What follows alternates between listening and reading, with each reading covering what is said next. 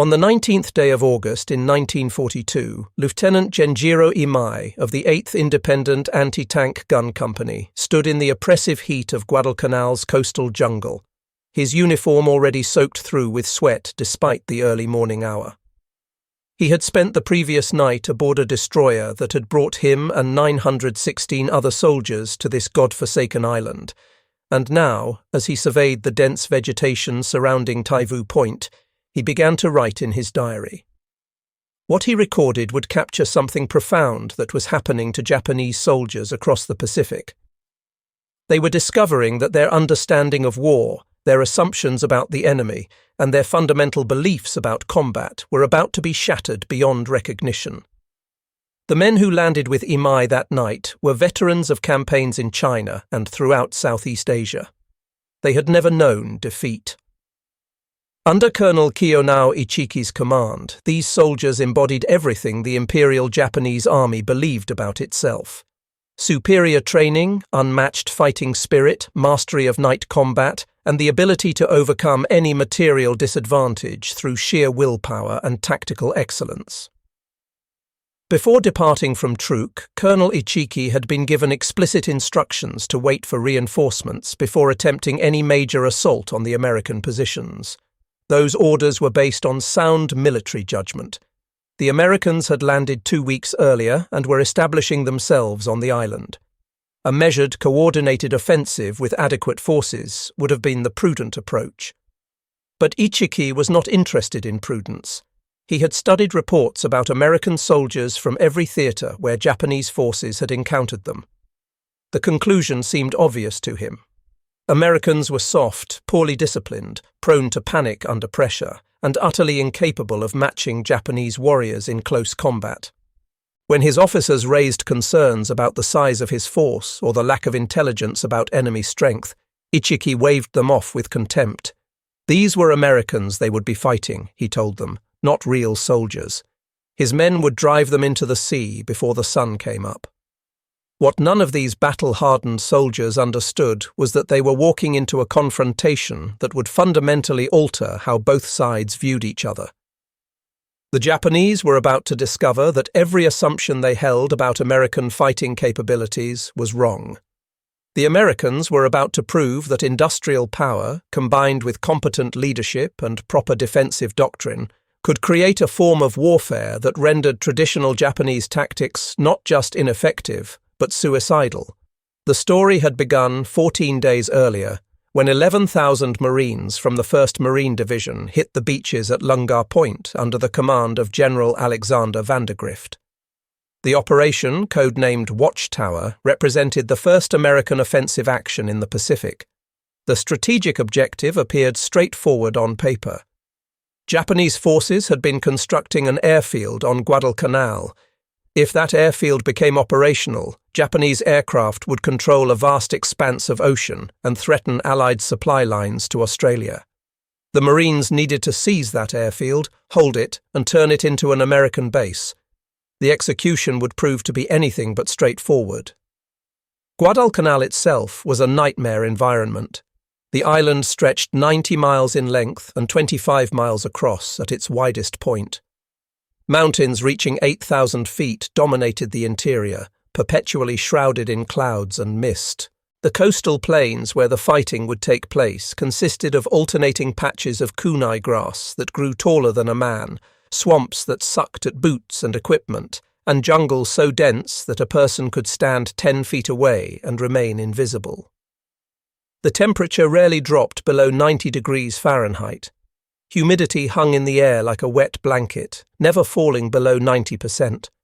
Mosquitoes swarmed in clouds so thick that men breathed them in with every breath. The streams that looked clear and inviting in aerial photographs teemed with parasites and microorganisms that caused dysentery, dengue fever, and a dozen other tropical diseases. Malaria infected nearly everyone who spent more than a few weeks on the island. When the Marines came ashore that first morning, they found the airfield almost undefended. The Japanese construction workers and the small force of naval troops fled into the jungle, leaving behind tools, supplies, and most importantly, a nearly completed airstrip. By sunset on the 8th of August, American engineers were already working to finish the runway. They named it Henderson Field, after a Marine aviator who had died at Midway. Within days, aircraft began landing, and the island became home to what would be remembered as the Cactus Air Force, a collection of Marine, Navy, and Army Air Force squadrons that operated under conditions that would have been considered impossible anywhere else. The Japanese response to losing the airfield came swiftly and demonstrated the capability of their naval forces in night surface combat. Vice Admiral Gunichi Mikawa led a force of 7 cruisers and 1 destroyer through the darkness on the night of August 9th in what became known as the Battle of Savo Island. The engagement lasted less than an hour and resulted in the worst defeat the United States Navy had ever suffered. 4 heavy cruisers went to the bottom. More than 1,000 sailors died in burning water. The surviving Allied naval forces withdrew, taking with them most of the supplies that had not yet been unloaded from the transports. The Marines on Guadalcanal were now cut off, surrounded by enemy forces, with barely half the equipment and food they needed for an extended campaign. But something else happened at Savo Island that the Japanese High Command failed to grasp. Admiral Mikawa had achieved a stunning tactical victory, but he withdrew without attacking the vulnerable American transports or bombarding Henderson Field. That single decision allowed the Americans to complete the airstrip and begin operating aircraft from it. Control of Henderson Field meant control of the surrounding waters during daylight hours. Any Japanese ship that came within 200 miles during the day could be attacked by American aircraft. This fundamental fact would shape the entire campaign. The Japanese would own the night, running supplies and reinforcements in aboard fast destroyers in operations that became known as the Tokyo Express or Rat Run. But when dawn broke, American aircraft controlled the skies. Lieutenant General Harukichi Hyakutake, commanding the 17th Army from his headquarters at Rabaul, received orders to retake Henderson Field immediately. The Imperial General Headquarters in Tokyo believed that the Americans had only a small force on the island, perhaps 2,000 poorly trained troops. A quick, decisive assault would restore Japanese control and eliminate the threat to their air and naval operations in the region. Hyakutake had limited forces immediately available for the mission. The 35th Infantry Brigade under Major General Kiyotake Kawaguchi was at Palau. Other units were scattered across the Pacific. The closest available force was Colonel Ichiki's 28th Infantry Regiment, which had been near Guam preparing for the Midway operation before that plan was cancelled following the naval disaster in June. Ichiki was an instructor at the infantry school with a reputation as an excellent tactician. He was also known for being impulsive and supremely confident in the superiority of Japanese fighting spirit over American material advantages. When he received his orders at Truk, they were explicit. Wait for the rest of the regiment to arrive before attempting to retake the airfield. Conduct reconnaissance. Assess enemy strength. Plan a coordinated attack with adequate forces. Ichiki listened to these instructions and promptly decided to ignore most of them. He had studied reports from every theatre where Japanese forces had fought Western troops. The conclusion was always the same. Western soldiers, particularly Americans, lacked the discipline, training, and spirit to match Japanese warriors in real combat. They broke under pressure. They panicked when attacked at night. They could not handle close-quarters fighting where Japanese expertise with bayonets and hand grenades gave them a decisive advantage. On the night of August 18th, 6 destroyers delivered Ichiki and 917 men to Taivu Point, located about 15 miles east of the American defensive perimeter around Henderson Field. The landing proceeded without incident, undetected by American patrols. Ichiki immediately sent out reconnaissance patrols to gather information about enemy positions and strength. This was standard tactical procedure and should have been followed by a careful analysis of the intelligence gathered before committing to any attack. But Ichiki had already made up his mind about what he was going to do. The following day, August 19th, a Marine patrol from Company A, 1st Battalion, 1st Marines, under Captain Charles Brush, was moving along the coastal track when they encountered one of Ichiki's reconnaissance patrols. The subsequent firefight was brief and vicious. The Marines killed 31 Japanese soldiers and captured documents that included maps, orders, and intelligence assessments. Captain Brush recognized immediately that these papers indicated the presence of a substantial enemy force in the area. More importantly, the captured documents revealed that the Japanese believed the Americans had only a small, poorly trained force defending the airfield. This massive underestimation of American strength suggested that the Japanese were planning some kind of attack. Brush raced back to the perimeter with his intelligence find. General Vandergrift studied the captured documents and immediately understood what was coming. The Japanese were going to attack, probably soon, most likely from the east. He ordered Colonel Clifton Cates to strengthen the defences along a sandbar at the mouth of what the Marines called the Tenaru River. The name was actually a misidentification. The river was the Ilu, but the mistake became permanent in all subsequent accounts of the battle. Cates assigned the mission to Lieutenant Colonel Leonard Cresswell's 2nd Battalion, 1st Marines. Cresswell positioned his men along the riverbank with meticulous attention to creating interlocking fields of fire. Machine gun positions were sighted so that no area of the sandbar could be crossed without coming under fire from multiple weapons. Mortar crews registered their weapons on likely approach routes. Artillery from the 11th Marines plotted defensive fire missions. Every advantage of terrain, firepower, and preparation was calculated and exploited. What followed would become one of the most lopsided battles in the history of the Marine Corps. Colonel Ichiki, rather than waiting for his reconnaissance patrol to return with intelligence or for the rest of his regiment to arrive, decided to attack immediately on the night of August 20th. Japanese military doctrine placed enormous emphasis on the superiority of spiritual power and the effectiveness of aggressive night attacks. Ichiki believed his battle-hardened veterans could break through the American defences through sheer audacity and ferocity, engaging in the kind of close-quarters combat where Japanese soldiers had proven themselves superior time and again in China. Just after midnight, Jacob Vuza, a Solomon Islands scout who had been captured, tortured, and left for dead by the Japanese, managed to escape and stumble into Marine lines with a warning. "The Japanese were coming," he gasped, "and they were coming soon." Minutes later, the attack began. Hundreds of Japanese soldiers charged across the sandbar, screaming battle cries, firing rifles, hurling grenades. They ran directly into what can only be described as a prepared killing zone. The M1917A1 Browning water-cooled machine guns opened fire.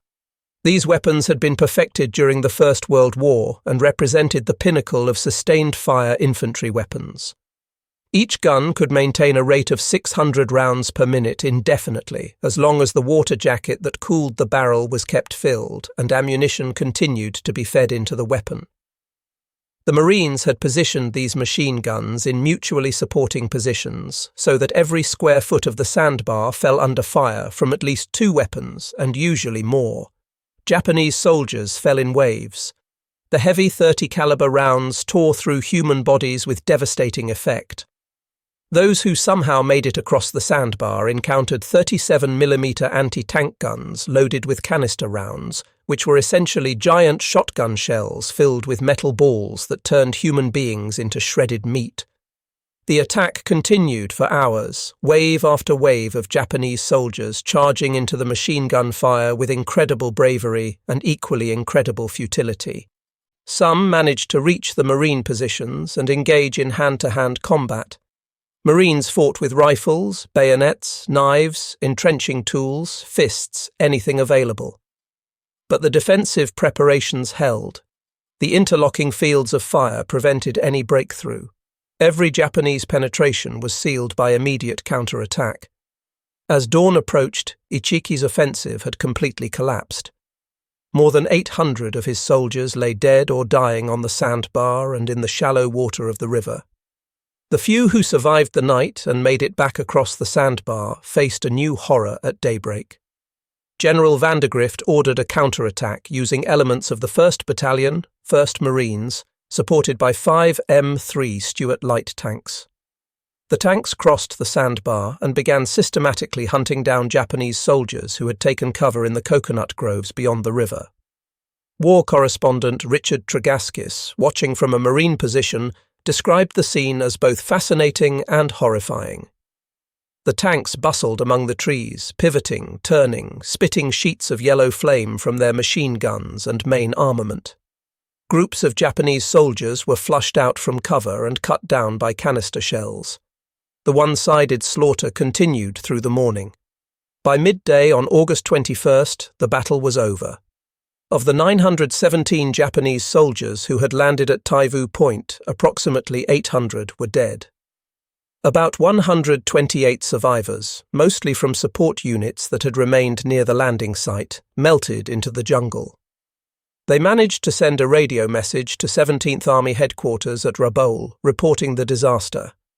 Among the dead was Colonel Ichiki himself, though accounts differ on exactly how he died. The official Japanese version claimed he burned his regimental colours and committed ritual suicide. Some witnesses insisted he died leading a final charge. Marine casualties in the entire engagement were approximately 40 killed and wounded. The psychological impact on the surviving Japanese soldiers was profound and devastating. Captured documents and interviews with prisoners revealed the shock of learning that an entire regiment had been annihilated in a single night. The Americans had not fought the way Japanese doctrine predicted. They had not panicked under night attack. They had not broken when charged by screaming warriors. Instead, they had waited calmly in prepared positions, allowed the Japanese to enter carefully prepared killing zones, and systematically destroyed them with concentrated firepower. The most devastating revelation came from examining the battlefield and assessing the equipment the Americans possessed. The Browning machine guns had never jammed, never overheated beyond their designed capacity, never failed from poor maintenance or inadequate spare parts. Every Marine seemed to carry more ammunition than an entire Japanese squad possessed. The artillery support that Marines could call upon exceeded anything Japanese forces could deploy.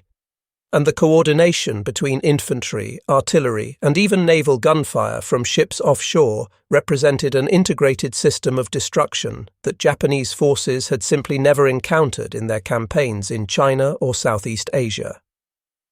Within days of the disaster at the Tenaru, more Japanese forces were already being dispatched to Guadalcanal. Admiral Isoroku Yamamoto, commander of the combined fleet, organised a massive naval operation to support the next attempt to retake Henderson Field. 3 slow transport ships departed Truk on August 16th, carrying the remaining 1,400 soldiers from Ichiki's regiment plus 500 naval infantry. After a naval engagement known as the Battle of the Eastern Solomons resulted in heavy damage to one of the transports, Japanese command made a critical decision. They would abandon the use of slow transport ships entirely. Instead, they would use destroyers for what became known as the Tokyo Express runs. Between August 29th and September 4th, various destroyers and light cruisers delivered almost 5,000 troops of Major General Kawaguchi's 35th Infantry Brigade to Taivu Point. The Tokyo Express worked brilliantly as a method of moving men from Rabaul to Guadalcanal. Destroyers could make the round trip in a single night, minimizing their exposure to American air attack during daylight hours. But the method had a critical weakness that would ultimately prove fatal to Japanese operations on the island. Heavy equipment could not be transported this way. Artillery pieces, tanks, trucks, medical supplies, and most importantly adequate food and ammunition had to be left behind. The soldiers who arrived on Guadalcanal via the Tokyo Express came with only what they could carry on their backs. They depended on whatever could be foraged locally and whatever supplies could be infiltrated through American lines in subsequent runs. As the campaign progressed, Japanese troops would find themselves fighting not just against American firepower, but against starvation itself. General Kawaguchi established September 12th as the date for his assault on Henderson Field. His plan called for a three-pronged attack designed to split American defenses and create breakthrough opportunities. One force would strike from the west along the coastal area. A second force would attack from the south, penetrating through the dense jungle to strike at what Japanese intelligence believed was the weakest point in the American defensive perimeter.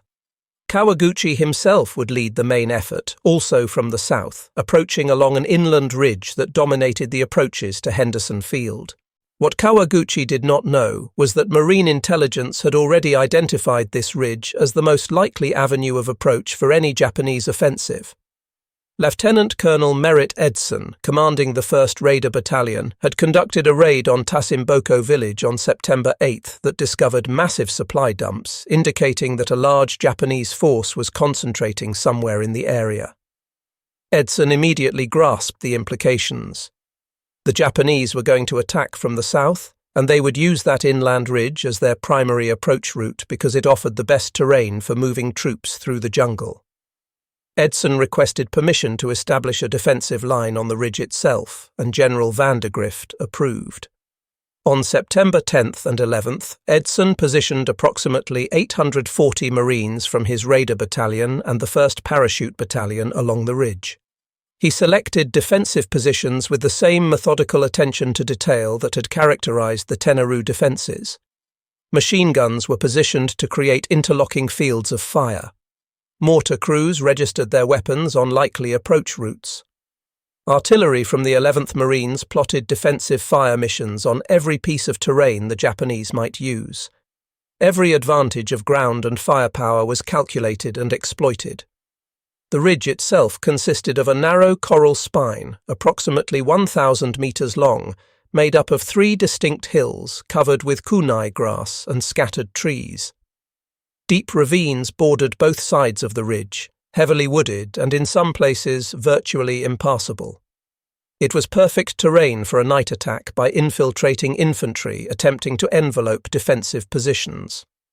It was also, if properly defended, a killing ground where attackers would be channeled into prepared fire zones with no room to maneuver. On the night of September 12th, Kawaguchi's forces began their assault. Unlike Ichiki's frontal charge at the Tenaru, this was a more sophisticated attack, employing infiltration tactics that Japanese forces had perfected in China. Infantry moved through the ravines on both sides of the ridge, attempting to envelop the American positions. Small units probed for weak points in the defences. When they found gaps, larger forces concentrated for breakthrough attempts. The fighting that night was savage, confused, and conducted at ranges where men could see the faces of those they killed. In the darkness, Marines sometimes found themselves engaged in hand-to-hand combat with Japanese soldiers who had infiltrated to within grenade-throwing range of defensive positions. But the defensive preparations held under the pressure.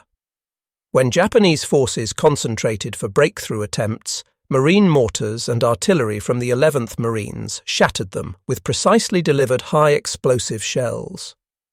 The artillery fired more than 2,000 rounds during the night, dropping shells so close to Marine positions that shrapnel wounded friendly troops. Machine gun crews fired until their weapon barrels glowed red in the darkness, visible to anyone looking in their direction. Individual Marines fought with rifles, pistols, knives, entrenching tools, anything that could be used as a weapon. Sergeant Major Jacob Vuza, the same scout who had warned of the Tenaru attack after escaping Japanese torture, moved through the lines encouraging Marines and pointing out Japanese infiltrators attempting to work their way around defensive positions. Platoon Sergeant John Basilone manned a machine gun position that became critical to holding the line. When members of his gun crew were killed or wounded, Basilone continued firing alone, repelling wave after wave of attacks. He would later receive the Medal of Honor for his actions that night. As dawn broke on September 13th, the Japanese attack had failed to achieve a breakthrough, but Kawaguchi still had forces available and prepared to renew the assault the following night. Edson pulled his lines back slightly to the center of the ridge, consolidating his forces into a more compact defensive position. General Vandergrift sent reinforcements, bringing the total defending force to approximately 2,500 men. The Japanese attacked again the second night with even greater intensity and desperation. Kawaguchi threw his remaining forces into repeated attempts to break through before American reinforcements could make the position completely impregnable. Japanese soldiers charged repeatedly, dying by the hundreds in the concentrated machine gun and artillery fire. Some attacks penetrated to within 50 yards of Edson's command post before being stopped by final protective fires. At one point during the night, the situation became so critical that Edson himself grabbed a rifle and joined the firing line, shooting at Japanese soldiers who had gotten too close to his position. But once again, American firepower and defensive preparation prevailed against courage and determination. By dawn on September 14th, Kawaguchi's offensive had completely collapsed. Japanese casualties were staggering. Approximately 850 Japanese soldiers died on and around what would forever after be known as Bloody Ridge or Edson's Ridge. Marine casualties totaled approximately 104 killed and over 200 wounded between the two battalions that defended the position. The ridge had become another monument to the effectiveness of American defensive doctrine when properly applied. For Japanese soldiers who survived these battles, the experience represented another profound shock to their understanding of how warfare worked. Captured diaries and post-war accounts from survivors consistently described the same realization occurring in different ways. Japanese forces had expected to fight other infantry in darkness, where their superior training, experience, and spirit would triumph in close combat. Instead, they had encountered artillery barrages, machine gun fire, and mortar bombardments, all concentrated with a precision they could not match. American commanders had known the Japanese were coming.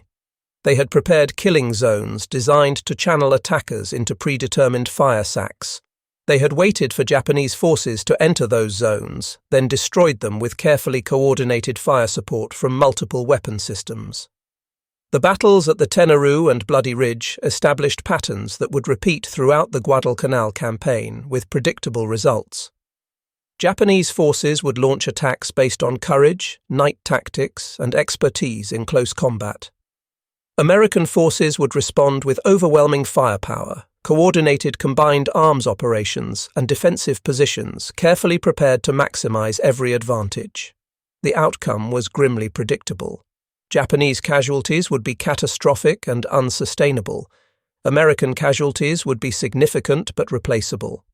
But these numbers alone do not capture the full horror of what jungle warfare on Guadalcanal meant for the men who fought there. The environment itself became a weapon that killed with complete impartiality. Malaria infected nearly every man who spent more than a few weeks on the island, regardless of which army he belonged to. By December 1942, the 1st Marine Division would report over 8,000 cases of malaria among approximately 11,000 men. Tropical diseases disabled approximately 2/3 of the division at various points during the campaign. Dysentery was universal, affecting everyone to some degree. Men suffered from fungal infections that literally ate through their skin. Jungle rot caused open sores that never healed properly in the constant humid heat. Dental problems with no available treatment led to abscessed teeth and systemic infections that could become life-threatening. The Japanese suffered even worse conditions because their supply situation meant inadequate food from the very beginning of the campaign. Soldiers were supposed to receive field rations, but the Tokyo Express could rarely deliver sufficient quantities. Men subsisted on whatever they could forage from the jungle, supplemented by occasional rice deliveries that had to be stretched impossibly thin among too many soldiers. Starvation became a constant companion for Japanese troops. Medical supplies were almost non-existent. Quinine for malaria prevention ran out quickly and was never adequately resupplied through the destroyer runs. Wounded soldiers often died from infections that would have been easily treatable with proper medicine and sterile conditions. Japanese documents captured later in the campaign painted a horrifying picture of conditions their troops endured. A medical officer's report from late October noted that more than 60% of 17th Army's forces on Guadalcanal were incapacitated by disease or malnutrition. combat effectiveness had dropped to perhaps 30% of authorized strength. Soldiers were dying at a rate of approximately 50 per day, with most deaths resulting from starvation and disease rather than combat wounds. The contrast with American logistics was stark and ultimately decisive. American supply ships, protected by Henderson Field aircraft during daylight hours, regularly delivered food, ammunition, medical supplies, and replacement equipment. Shortages occurred, particularly in August and early September, when naval defeats left the Marines temporarily isolated, but these were temporary conditions. By October, the flow of supplies had become reliable and adequate. Marines ate canned rations that, while nobody would describe them as appetizing, provided sufficient calories and nutrition to maintain health. Ammunition was plentiful enough that machine gunners could fire until their weapon barrels wore out, then request and receive replacement barrels. Medical care included field hospitals with actual surgical capabilities, plasma for blood transfusions, sulfur drugs for treating infections, and eventual evacuation of serious cases to rear area hospitals in Australia or New Zealand. Japanese logistics consisted of whatever could be carried on the decks of destroyers, making high-speed night runs or infiltrated through American lines by individual soldiers. Troops learned to make a single rice ball last an entire day. Ammunition had to be conserved to the point that orders often restricted firing to only when absolutely necessary to avoid running out completely. Medical care meant a bandage if a soldier was lucky, amputation without anesthesia if he was unlucky, or death if his wounds became infected. Seriously wounded soldiers were often given hand grenades and left behind to commit suicide rather than burden their units or risk the shame of capture by enemy forces. In late October, the Japanese mounted their largest and most ambitious offensive of the entire campaign. General Hyakutake himself came to Guadalcanal to personally command the operation, bringing with him elements of the 2nd Division, including experienced troops who had served in China. The plan called for coordinated attacks from multiple directions simultaneously, with the main effort coming from the south through dense jungle terrain similar to the Bloody Ridge approach. This time, however, Japanese forces would have more men, better coordination between attacking units and artillery support that had finally been delivered via destroyer runs. The offensive began on October 23rd, with a preliminary attack from the west designed to draw American reserves away from the main effort. 9 Japanese tanks, rare on Guadalcanal because of the extreme difficulty of transporting such heavy equipment via destroyers, led an assault across the Matanikau River. American defenders, including elements of the newly arrived 164th Infantry Regiment from the American Division, were ready for them. Anti-tank guns, artillery pieces, and even a single M3 Stuart tank knocked out all 9 Japanese tanks in rapid succession. The attack collapsed with heavy casualties before achieving any of its objectives.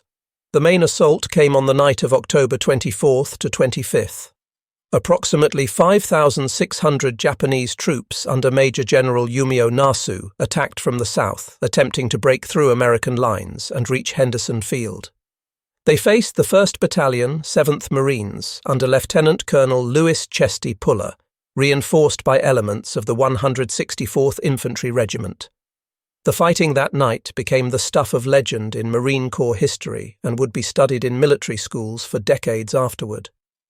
Japanese attacks came in waves throughout the night, each wave seeking to exploit gaps created by previous attacks.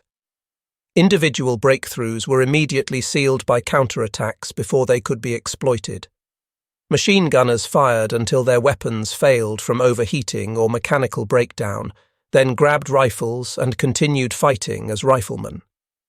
Artillery from the 11th Marines fired danger-close missions that landed within yards of Marine positions, killing Japanese soldiers who had penetrated the defensive line. Offshore in the darkness, the battleship USS Washington stood by, ready to provide naval gunfire support if requested, adding another dimension of firepower that Japanese forces simply could not match. At one critical moment during the night, only a single Marine battalion stood between concentrated Japanese forces and Henderson Field itself. That battalion held. When dawn finally broke, the Japanese offensive had failed completely. General Nasu was dead, killed by machine gun fire during one of the night attacks while personally leading his troops. More than 2,000 Japanese soldiers lay dead in front of American positions. American casualties numbered several hundred killed and wounded, which was severe but sustainable given the flow of replacements arriving regularly on the island. October 1942 also saw major naval engagements fought in the waters around Guadalcanal that would decisively shift the balance of power. The naval battle of Guadalcanal, fought over 4 days from November 12th through 15th, involved some of the most intense and confused surface combat in naval history. In a chaotic nighttime melee on November 13th, American cruisers and destroyers engaged a Japanese bombardment force that included the battleships Hiei and Kirishima. Rear Admiral Daniel Callahan and Rear Admiral Norman Scott both died in the fighting, becoming the only 2 American flag officers killed in surface naval engagements during the entire Second World War. The Americans lost 2 light cruisers and 4 destroyers, with 3 more destroyers heavily damaged. But the Japanese lost the battleship Hiei, which was disabled during the night action and finished off by aircraft the following day. More importantly for the land campaign, the bombardment mission failed. Henderson Field remained operational.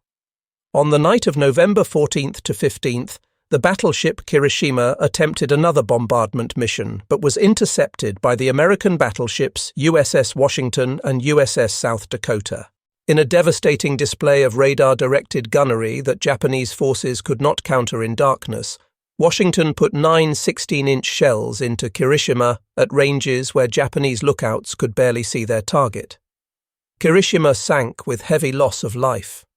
Perhaps most significantly for the outcome of the land campaign, American aircraft and surface ships destroyed a Japanese convoy attempting to land the 38th Division with heavy equipment and adequate supplies. Of 11 transport ships in the convoy, only 4 reached Guadalcanal, and these were destroyed by aircraft and artillery fire before they could fully unload their cargoes. Japanese casualties from the failed convoy operation exceeded 5,000 men, many of whom drowned when their ships were sunk. This naval battle marked the last serious Japanese attempt to reinforce Guadalcanal with a large, properly equipped ground force. For Japanese troops already on the island, November marked the beginning of the end of any hope for success.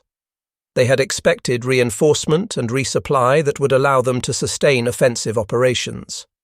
Instead, they learned that the naval battles had failed, that the convoys were destroyed, and that no more substantial help would be coming. Rations that were already inadequate were reduced again. Men who were already starving were told to survive on even less. Medical supplies that had been critically short became completely non-existent. The sick and wounded filled makeshift field hospitals where doctors could do nothing except watch men die slowly from infections, malaria, dysentery, and starvation. Captured Japanese diaries from this period of the campaign provide a window into the slow collapse of an army. Diary entries described rice rations being reduced to a single ball per day, then to half a ball, then to nothing at all. Soldiers writing about diseases spreading through units with no medicine available to treat anyone. Bodies being burned when men had the strength to gather wood or simply left where they fell when they did not. The gradual realization spreading through the ranks that no more supplies were coming, that Japan had abandoned them, that they were going to die on this miserable island. Men eating grass, bark, roots, anything that might provide a few calories. Deaths from accidentally consuming poisonous plants. The physical deterioration of soldiers who had once been healthy, fit warriors into starving shadows, barely able to walk. December brought the final reckoning that Japanese command could no longer avoid. Commanders at Rabaul made the decision to evacuate Guadalcanal, though they could not admit this publicly as a defeat. Privately, they recognized that continuing the operation meant the complete destruction of the 17th Army.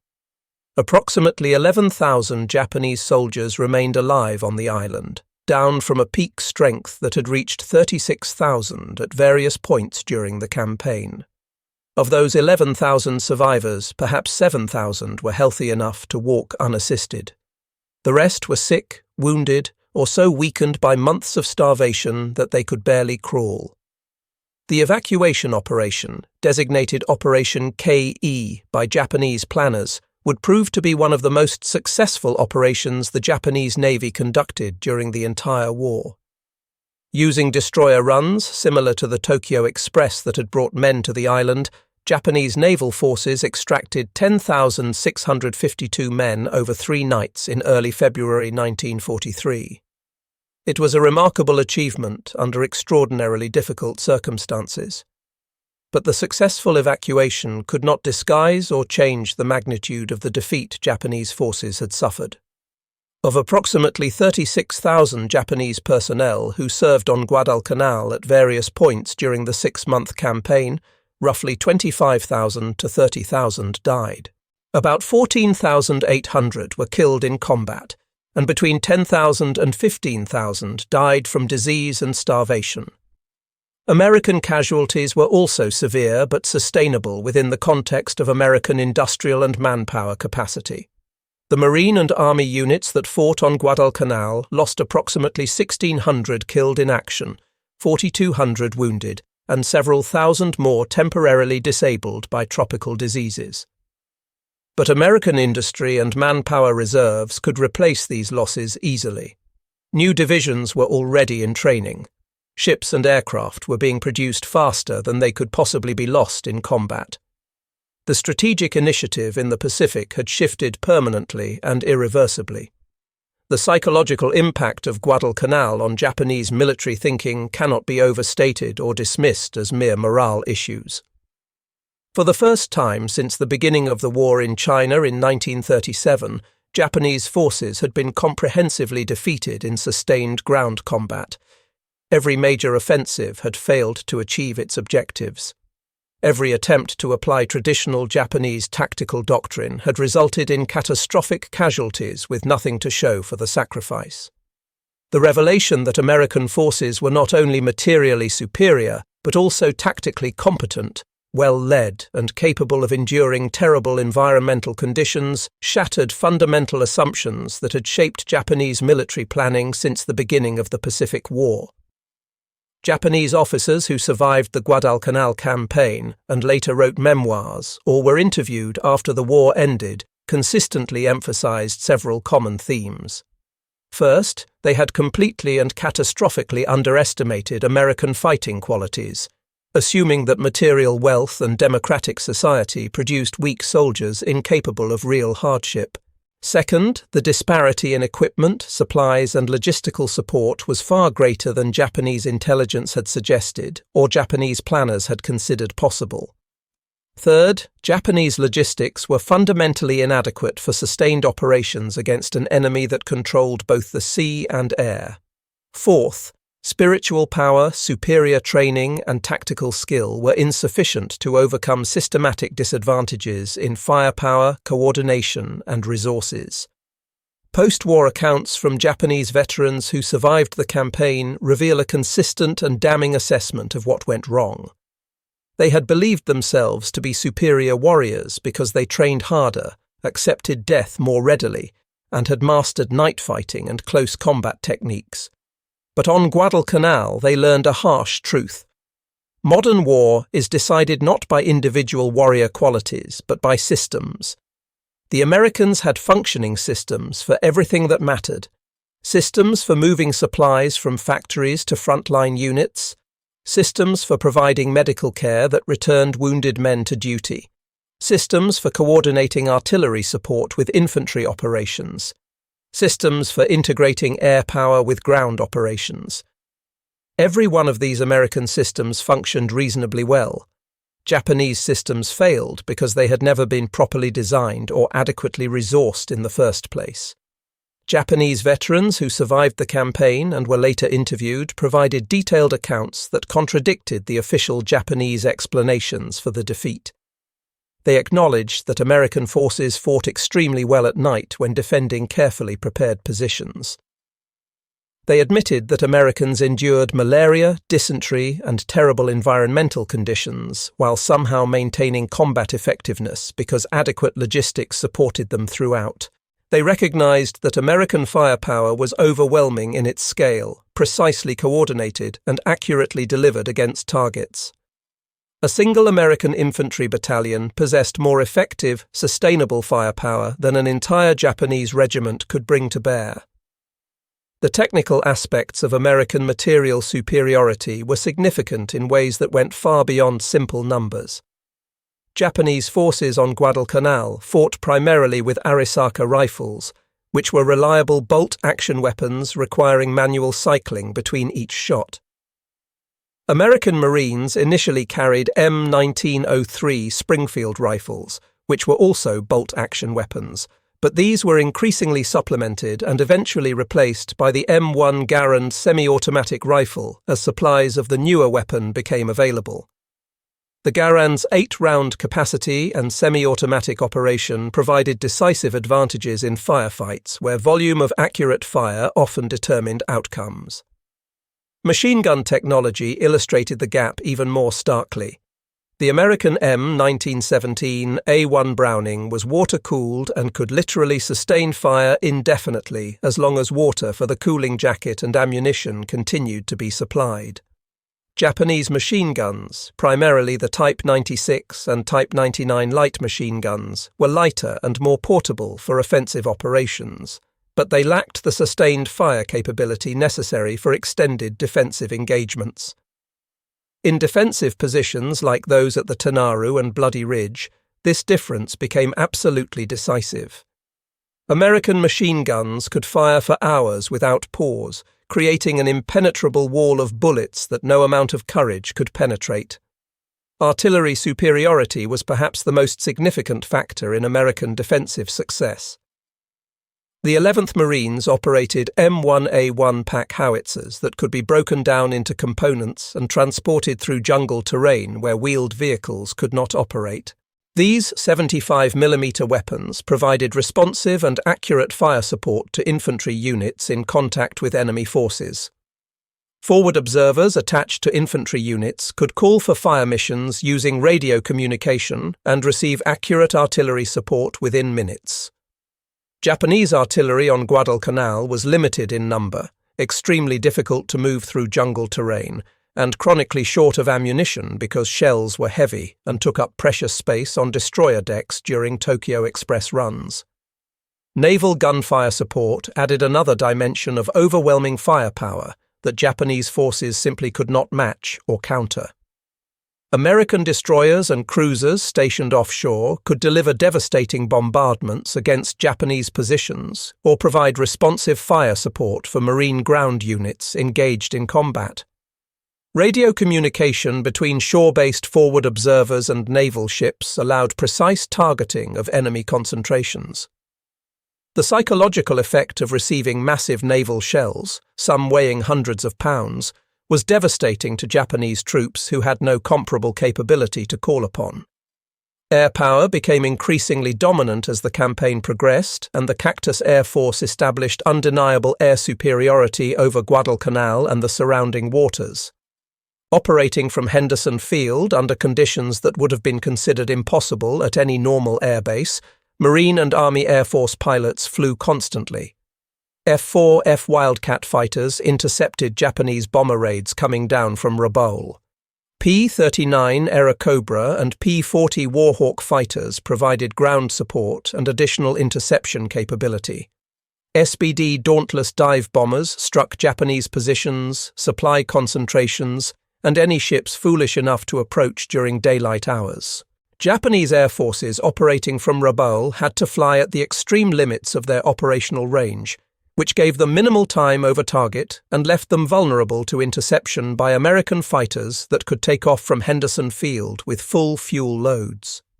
The final American ground offensive in January 1943 met minimal resistance because Japanese forces, weakened by months of starvation, disease, and ammunition shortages, could no longer mount effective defensive operations.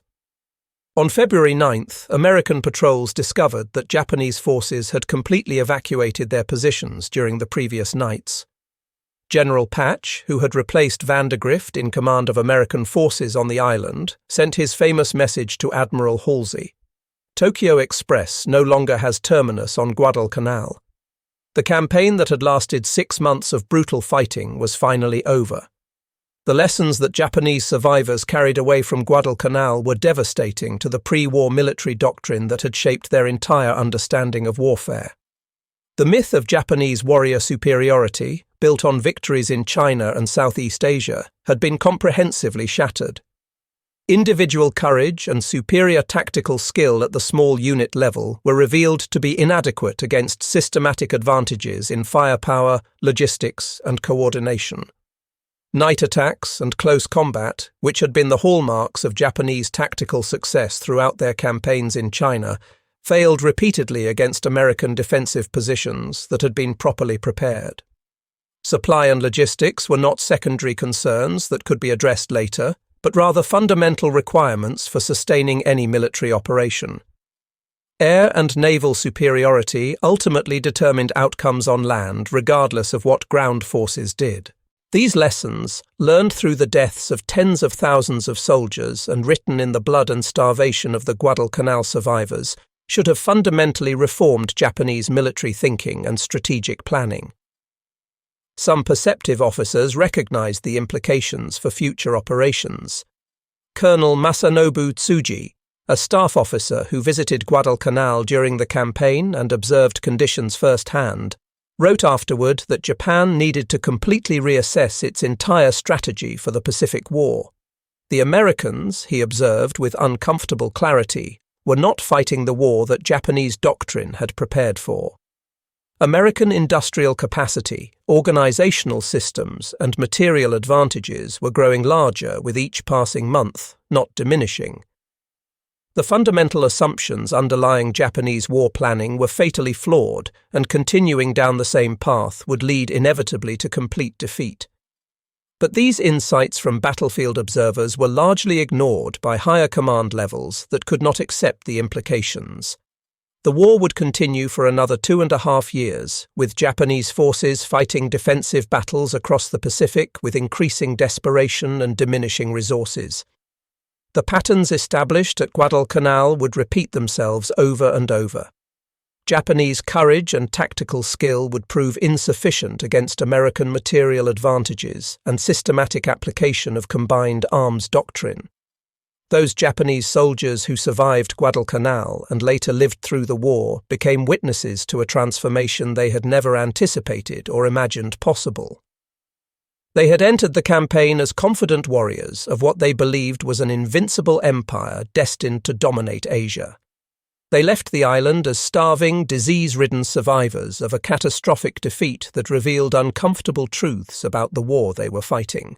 Many later described Guadalcanal as the precise moment when they first understood that Japan would ultimately lose the war, though such thoughts could never be spoken aloud at the time. Post-war testimonies from Japanese veterans captured this psychological transformation with painful clarity. They acknowledged learning truths that military and political leaders had hidden from both soldiers and civilians.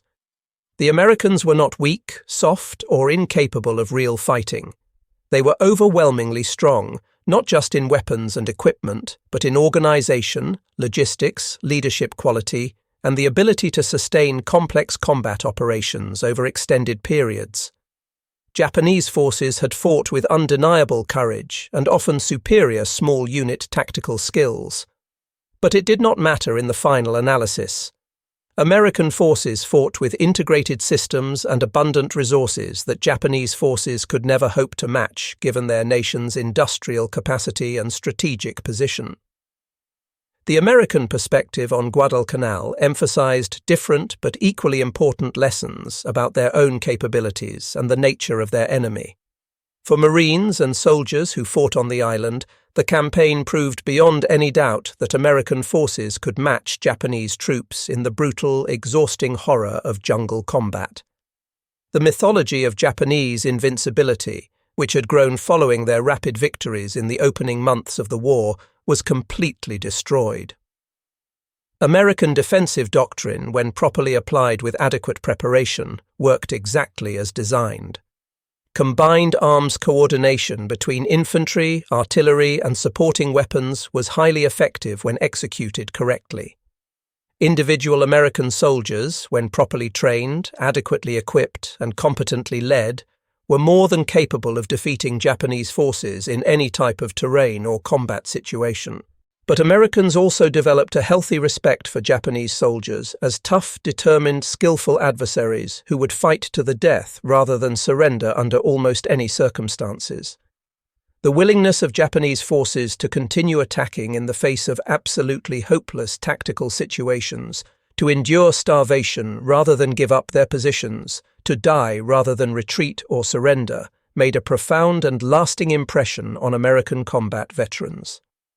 This was not an enemy that would quit easily or accept defeat gracefully. Every island, every position, every foot of ground would have to be taken by force against an enemy that would resist to the point of virtual annihilation. The strategic implications of the Guadalcanal campaign extended far beyond the island itself and shaped Allied strategy for the remainder of the Pacific War. Japan's failure to retake Henderson Field, despite 6 months of sustained effort and the eventual evacuation, demonstrated conclusively that the Japanese defensive perimeter established in early 1942 could be penetrated and broken.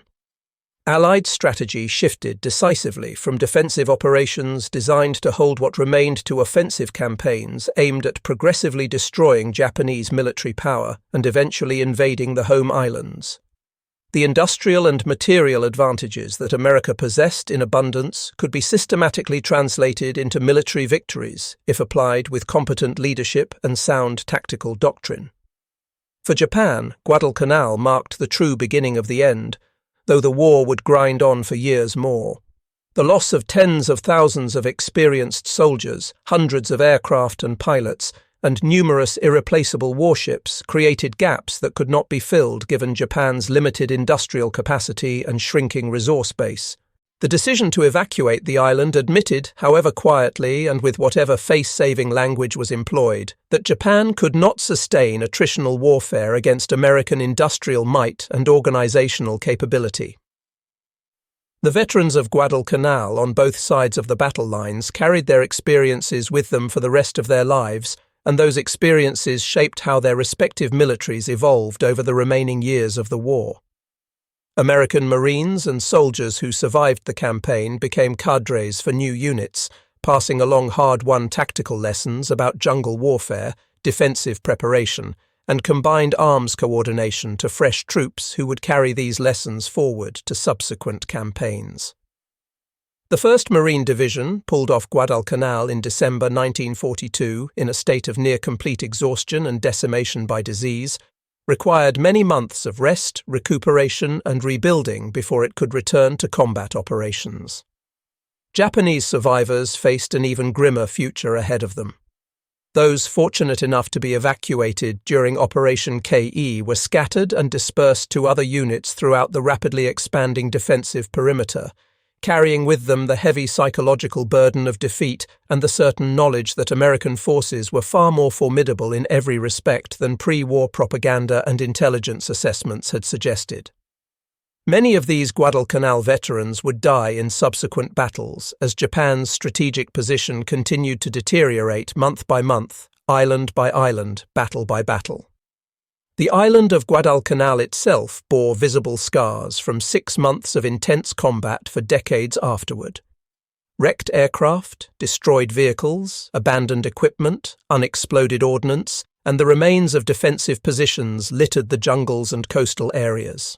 Henderson Field, which had been expanded and improved continuously during and after the campaign, served as a major Allied airbase for subsequent operations throughout the Solomon Islands chain. Local inhabitants who had fled into the interior during the fighting gradually returned to find their world transformed by the massive military presence and the physical destruction left behind. For military historians and strategic analysts studying the Pacific War, Guadalcanal provided invaluable case studies in amphibious operations, jungle warfare logistics, air-ground coordination, and the integration of naval power with land operations. The campaign demonstrated with brutal clarity that modern warfare required far more than brave soldiers and sound small unit tactics.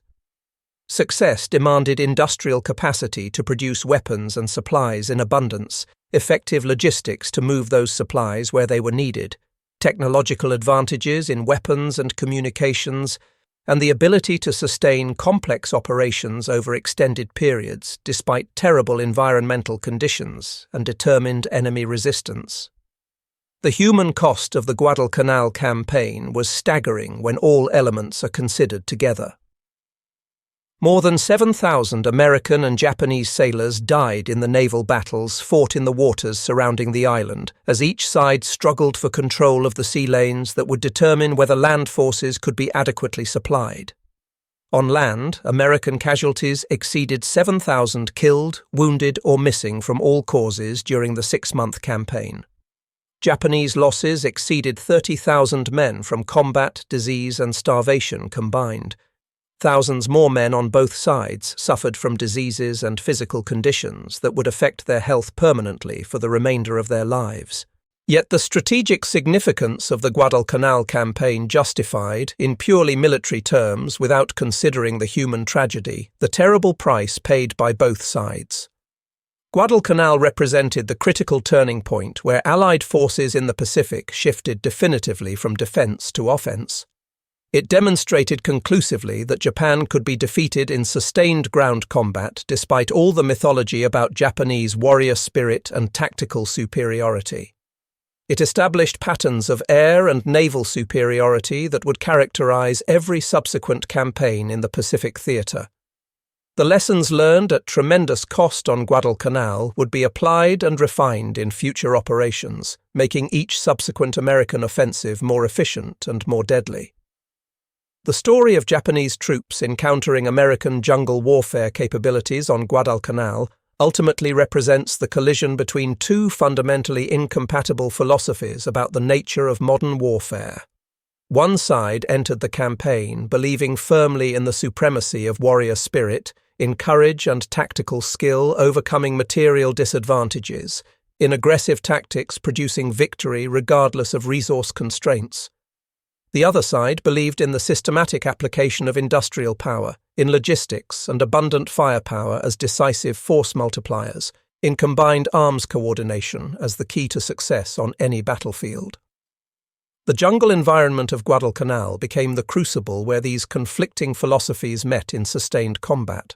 The outcome, though it required 6 months of brutal fighting to reach its inevitable conclusion, demonstrated that properly prepared defensive positions, concentrated supporting fires from multiple weapon systems, and adequate logistics to sustain operations, when combined with competent tactical leadership and determined soldiers, created a form of military power that Japanese forces simply could not overcome through courage and tactical skill alone. For those Japanese soldiers who survived the campaign and lived to tell their stories in the years after the war ended, Guadalcanal represented the moment when reality destroyed comforting illusions. They learned that their training had been based on fundamentally flawed assumptions about enemy capabilities. Their tactics had been designed for a different type of war against a different kind of opponent.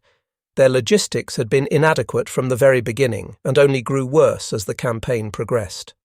Most devastatingly, they realized that their nation was engaged in a conflict it could not possibly win through military means alone against an opponent whose industrial capacity and resource base dwarfed Japan's capabilities. The Americans who fought and survived the Guadalcanal campaign learned equally important lessons that would serve them well in subsequent battles. They discovered they could match Japanese soldiers in the desperate brutality of close combat when necessary. They proved that American industrial and organizational superiority could be translated into decisive military advantages on actual battlefields. They developed and refined tactics and doctrine for jungle warfare that would be taught to new units and applied throughout the Pacific. Most importantly, they shattered the dangerous myth of Japanese invincibility, replacing it with a realistic assessment of a tough, skilled, fanatically determined but ultimately defeatable enemy. Guadalcanal became the place where Japanese troops were terrified, not primarily by American soldiers as individual fighters, though American combat troops proved themselves thoroughly capable and professional. Rather, the terror came from encountering the systematic, overwhelming, and seemingly inexhaustible application of firepower and material resources that American forces brought to every single engagement. It was a terror born not from fear of death itself, which Japanese military culture had trained soldiers to accept without question.